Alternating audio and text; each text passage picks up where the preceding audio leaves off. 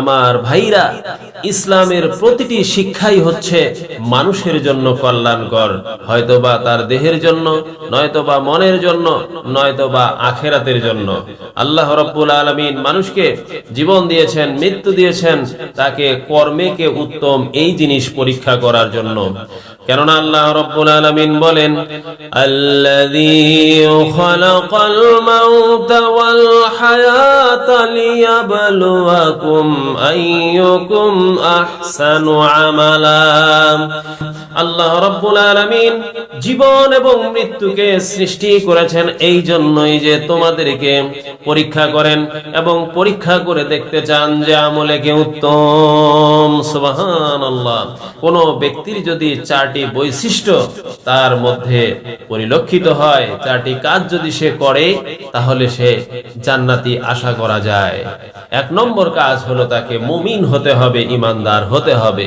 দুই নম্বর কাজ হলো তাকে সৎকর্ম করতে হবে। তিন নম্বর হলো তাকে ধৈর্যের আদেশ দিতে হবে এবং সবরের আদেশ দিতে হবে।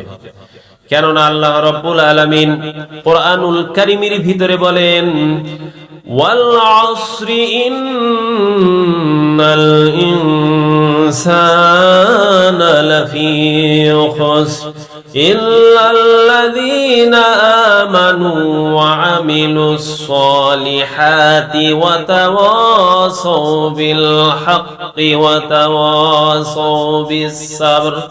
আল্লাহ রাব্বুল আলামিন বলেন, সময়ের কসম, নিশ্চয়ই সমস্ত মানুষ ক্ষতির মধ্যে রয়েছে, কিন্তু তারা নয় যারা বিশ্বাসী এবং যারা সৎকর্ম করেন এবং পরস্পরকে ধৈর্য এবং সবরের উপদেশ দেয়। সুবহানাল্লাহ।